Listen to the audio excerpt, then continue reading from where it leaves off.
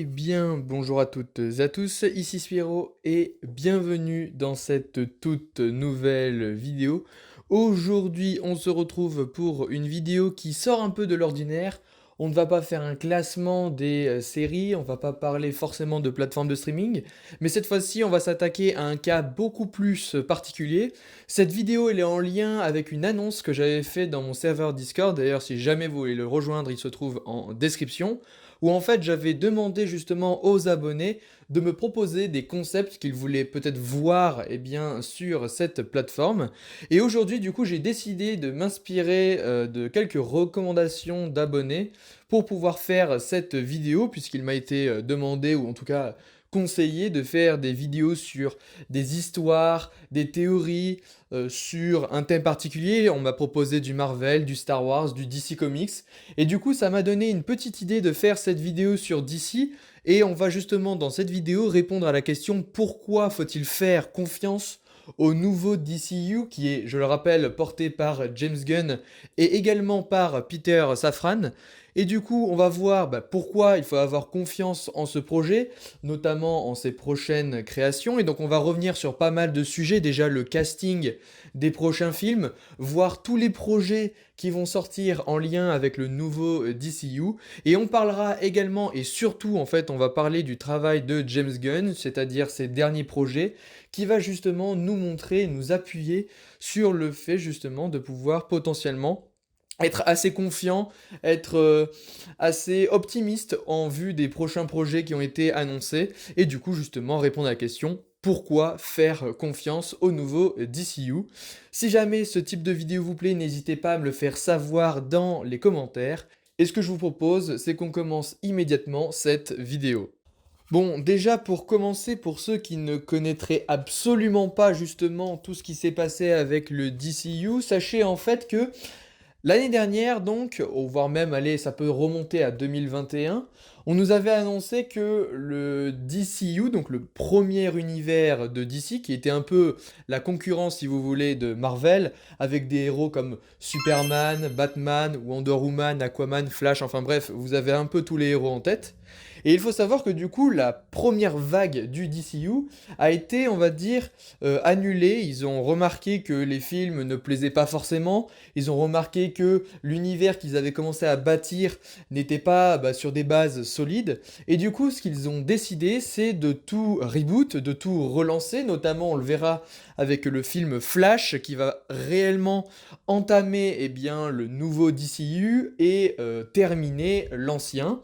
Et donc à cette occasion, on a notamment appris que James Gunn, qui a notamment travaillé sur des films de chez Marvel, ou encore Peter Safran, vont être les nouveaux créateurs, les nouveaux dirigeants de l'aspect DCU, DC Studios, là où ils vont pouvoir faire des films et des séries DC Comics avec leur lot de personnages super-héroïques ou non d'ailleurs.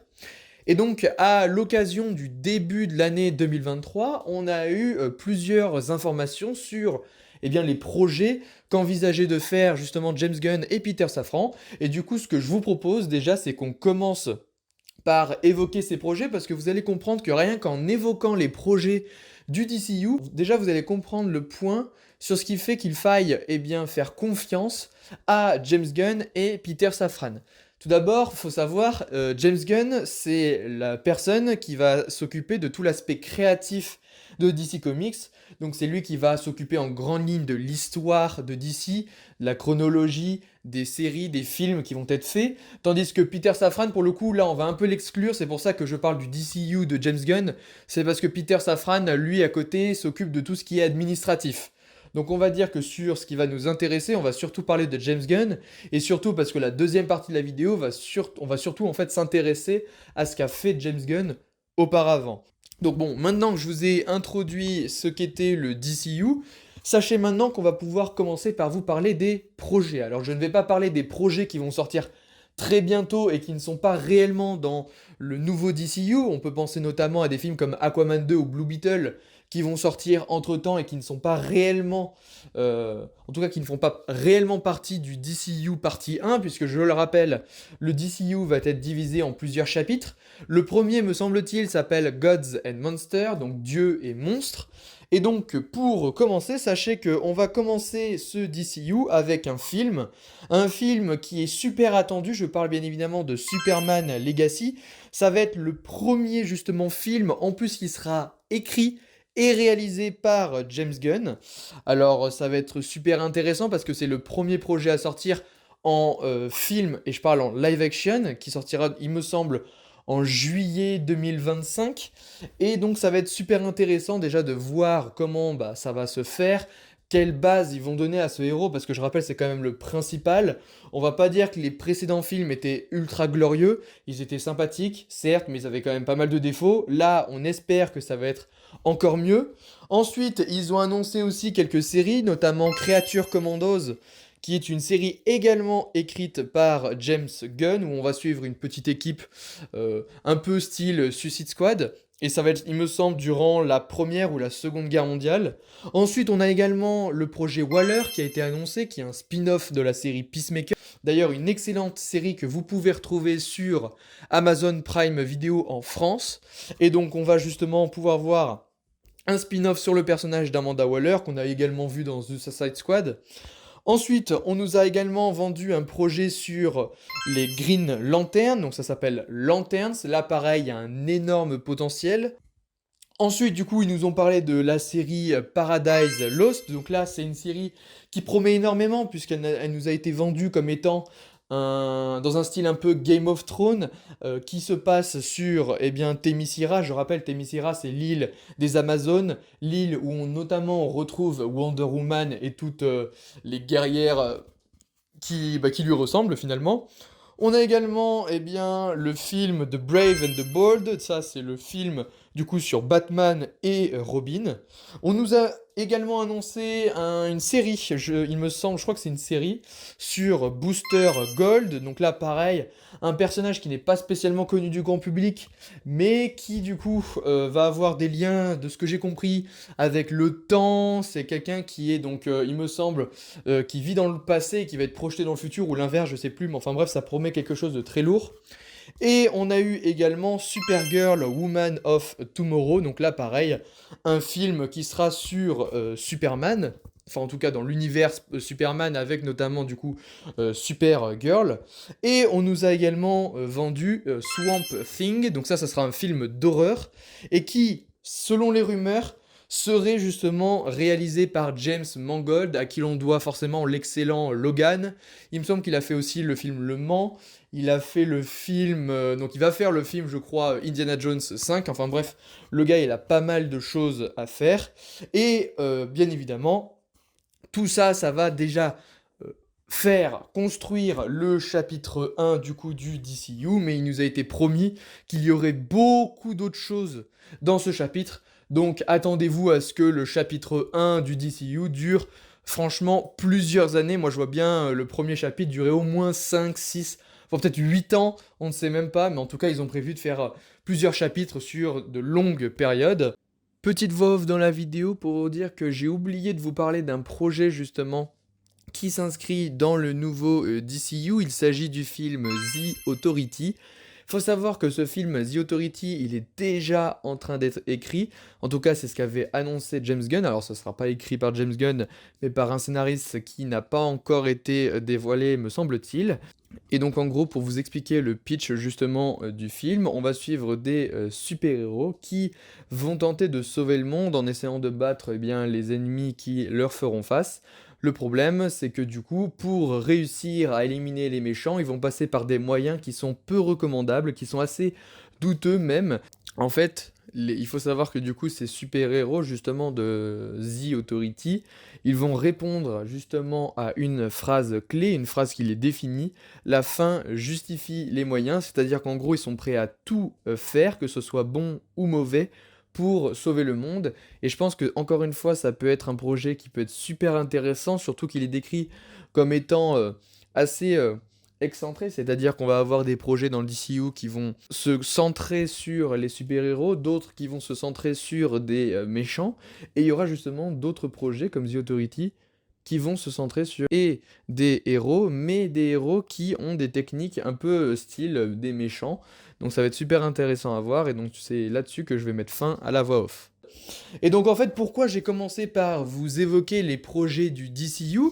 Déjà, je sais pas si vous avez remarqué, mais moi c'est un signe qui me permet d'avoir grandement confiance justement en James Gunn et ses équipes. C'est parce que là où on aurait pu, par exemple, avoir des projets qui nous auraient été annoncés sur des trucs super connus, style Aquaman, Flash, Batman, Superman, Wonder Woman, enfin bref, avoir des films que sur des personnages connus, le fait qu'ils aillent chercher des personnages aussi peu connus, mais où t'as l'impression ils vont vraiment chercher le potentiel de chacun, et ben je trouve ça super intéressant parce qu'au moins ça nous montre qu'ils ont l'air quand même investis dans ces personnages, investis dans ces nouvelles histoires à raconter. Ça se voit qu'ils ont pas pris, par exemple, je sais pas moi, faire un film sur Aquaman juste pour faire Aquaman. Non, là ils nous ont pas choisi Aquaman. Ils ont juste, par exemple, pris Superman et, par exemple, Batman, mais au moins, ils vont essayer de raconter quelque chose de nouveau, quelque chose qui n'est pas fait.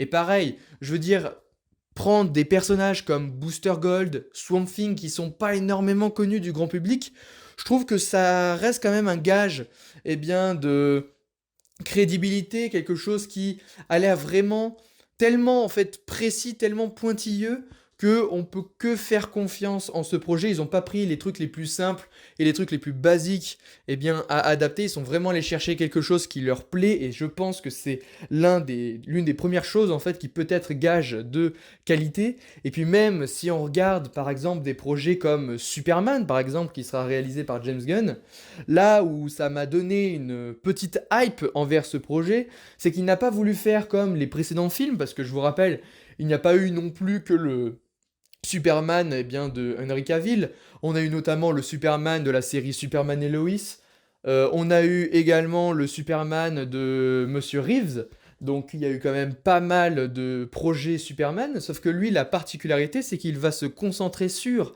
un Superman qui sera beaucoup plus jeune. Alors je sais plus s'il sera encore à l'université ou quoi, mais il me semble que c'est un jeune adulte, et je trouve ça encore une fois super intéressant. Il va pas adapter une histoire qui est déjà énormément connue du grand public, non, il va choisir un comics qu'il adore, dans lequel il croit, et je pense que c'est vraiment la première chose à faire, croire en son projet, choisir quelque chose qu'on a envie de raconter, et en fait, à partir du moment où le créateur ou la créatrice est fière du projet dans lequel elle va investir pas mal de temps, pas mal de sous, surtout pour Warner Bros, etc., bah, je pense que déjà, ça peut être gage de qualité, ça peut que bah, renforcer notre confiance, nous, chez les fans ou juste les gens du grand public.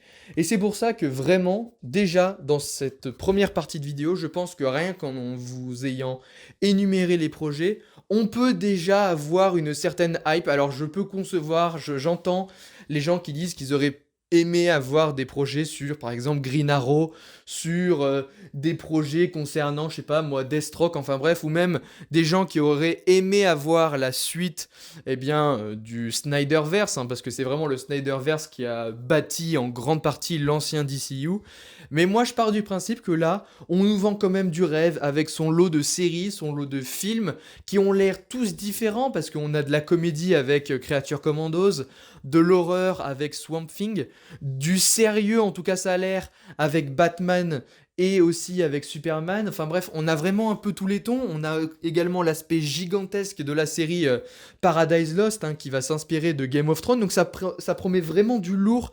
Ils ont l'air d'étendre un peu tous les styles de projet. Ils font un peu ce que font Marvel actuellement avec la phase 4 surtout. Et là, en vrai, même avec cette phase 5, ils s'essayent en fait à plusieurs styles. Sauf que là, en le faisant dès le début, les gens vont s'habituer à ce style, s'habituer à ce que chaque film ait sa propre identité, son propre ton, son propre style, et je pense que c'est déjà la meilleure des manières pour commencer. Et deuxième voix off que je rajoute dans la vidéo, sachez que j'ai oublié un point qui peut être aussi important à prendre en compte par rapport au fait qu'il faille faire confiance justement à James Gunn.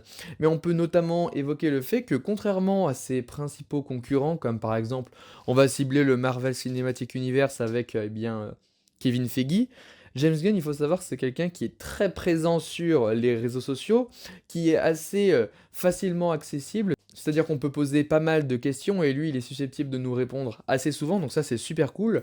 Et donc le fait qu'il puisse exposer pas mal d'idées, pas mal de choses avec le public, avec les fans en général, je pense que c'est vraiment un très bon point. C'est quelque chose qui est assez intéressant. À mon sens, Marvel ne le fait pas assez. On le voit bien, il y a beaucoup de programmes qui sortent et où on en a un peu ras-le-bol et t'as l'impression qu'ils s'en foutent un peu, notamment sur la qualité des programmes. On sait qu'ils prenaient pas beaucoup de temps pour les faire, ils se speedaient à mort et c'est pas ce qu'on voulait. Là, au moins, du côté de James Gunn, du DCU de James Gunn et de Peter Safran, je pense clairement que là, ça sera pas un problème. Ils vont bien prendre le temps de tout faire. Si jamais on a des questions, ils seront là pour y répondre. Ils vont nous balancer pas mal de projets sur Twitter, etc. Et ça, c'est super important.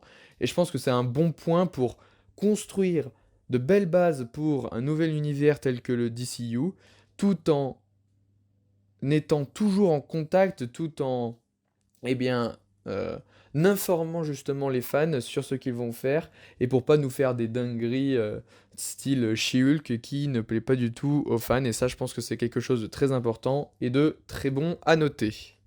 Et puis du coup, dans cette deuxième partie de vidéo, j'aimerais en fait renforcer mes propos en parlant, en évoquant justement les projets, les derniers projets que James Gunn nous a sortis. Faut savoir quand même que pour l'instant, au début du DCU, ce seront surtout des projets de James Gunn qui sortiront.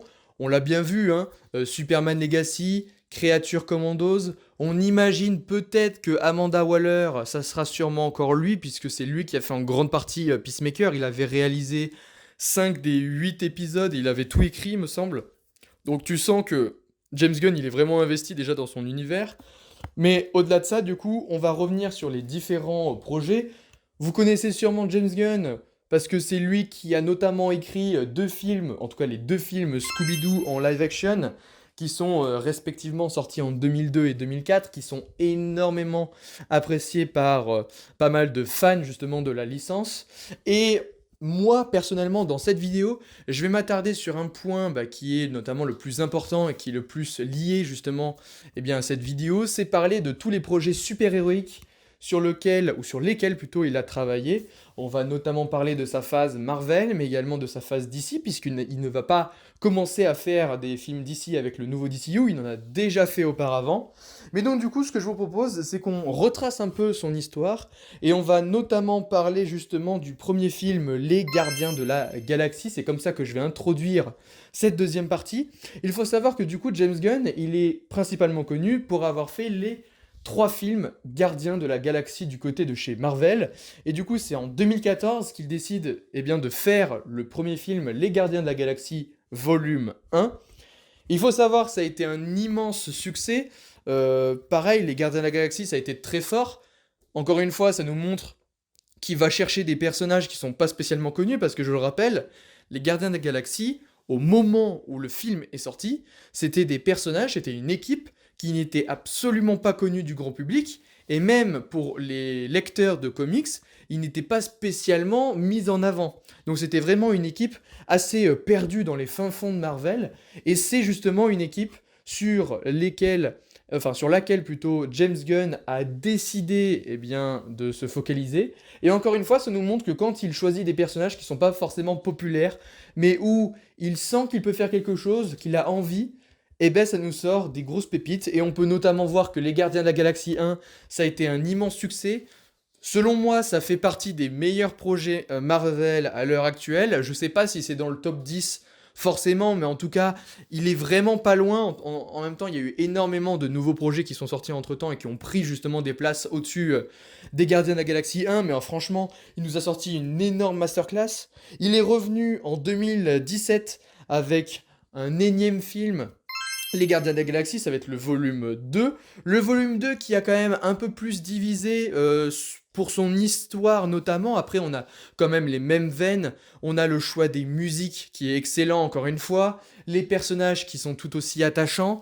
C'est vrai que je rejoins quand même pas mal de monde. Les Gardiens de la Galaxie 2, c'est le film Les Gardiens de la Galaxie qui m'a le moins touché, qui m'a le moins atteint. Alors il a de très belles scènes, il a vraiment son lot d'émotions quand même, mais on va dire que des trois films du coup de cette trilogie, c'est celui qui, je trouve, reste le moins bon. Il reste quand même excellent, hein, comparé aux films Marvel qu'on a aujourd'hui, je peux vous dire c'est une grosse pépite à côté, donc franchement, niveau effets spéciaux, etc., il n'y a rien à dire, le film est vraiment très bon, mais c'est plus d'un point de vue, voilà, scénario, histoire, où je trouve il pêche un peu plus.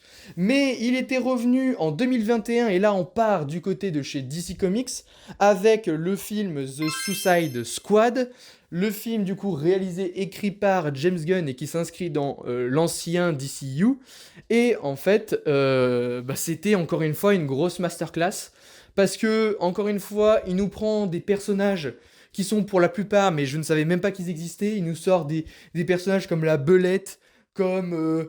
j'ai même plus les noms, mais comment il s'appelle c'était l'acteur Dalt Machian qui jouait justement un personnage, je sais plus comment il s'appelait. Mais enfin bref, c'était le super-héros avec les pastilles.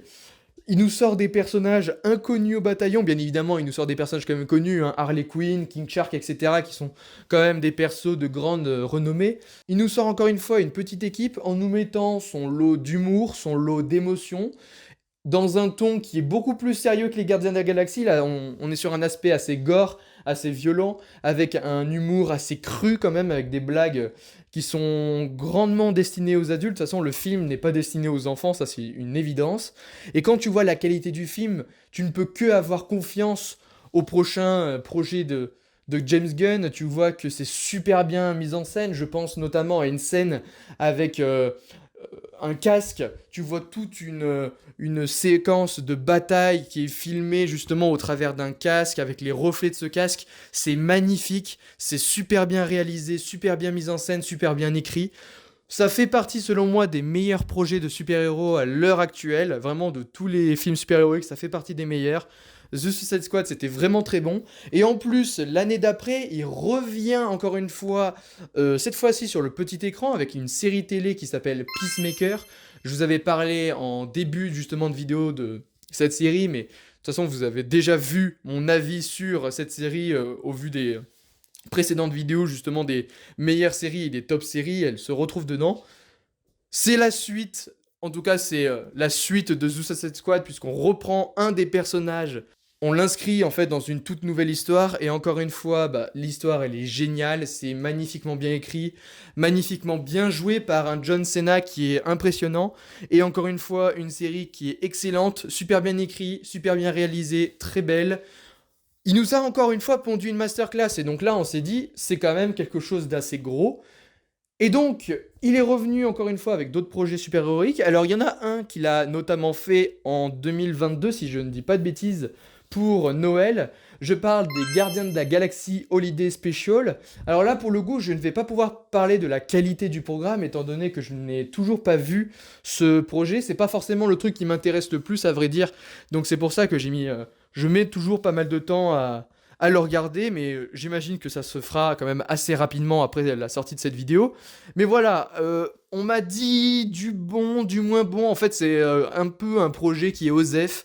C'est, il me semble, une sorte de gros court-métrage de 45 minutes sur les gardiens pendant Noël. C'est vraiment juste histoire de donner quelque chose à grignoter avant le prochain projet. Et justement, on va vite faire la transition avec les Gardiens de la Galaxie Volume 3, qui est le dernier projet de James Gunn à sortir en salle. Il est toujours d'ailleurs à l'heure actuelle où je sors cette vidéo au cinéma. Ça se trouve, quand vous verrez cette vidéo, il ne sera plus, mais en tout cas, moi...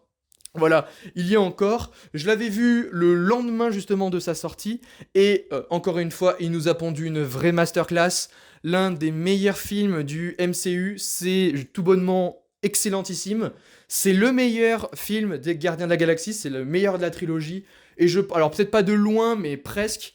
C'est beau, c'est émouvant, tu passes par tellement d'émotions dans ce film, c'est magnifiquement bien retranscrit, c'est super bien écrit, super bien joué, c'est méga beau quand tu vois les derniers programmes MCU qui sont vraiment affreux et que tu regardes les Gardiens de la Galaxie, c'est juste parfait niveau effets spéciaux, j'ai rien eu à dire. C'est excellent en fait, tout du long, c'est vraiment excellent. Il y a quand même quelques défauts par-ci par-là, mais encore une fois, ça reste très minime par rapport à ce qui a été fait. Et en fait, moi vraiment, quand je vois tout ce qu'il a fait en termes super-héroïques, c'est-à-dire la trilogie Les Gardiens, et chez DC Comics, Peacemaker et The Suicide Squad, on peut vraiment avoir confiance au prochain projet de James Gunn, avec Superman, avec Creative Commandos, etc., etc. On aura également la suite de Peacemaker. Au vu de tout ce que je vous ai annoncé, qu'est-ce que vous en pensez? Est-ce que vous pensez que ça va pas le faire? Est-ce que vous avez des doutes, notamment concernant l'avenir du DCU?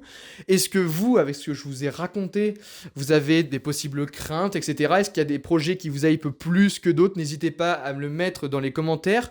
Moi, personnellement, hein, dans tout ce que j'ai dit, dans tout ce que j'ai annoncé, ça montre quand même pas mal de positif pour l'avenir, pas mal d'optimisme. En tout cas, moi, je suis assez optimiste, je suis assez confiant au vu de ce qu'il nous a sorti en termes super-héroïques. Hein, je parle bien super-héros.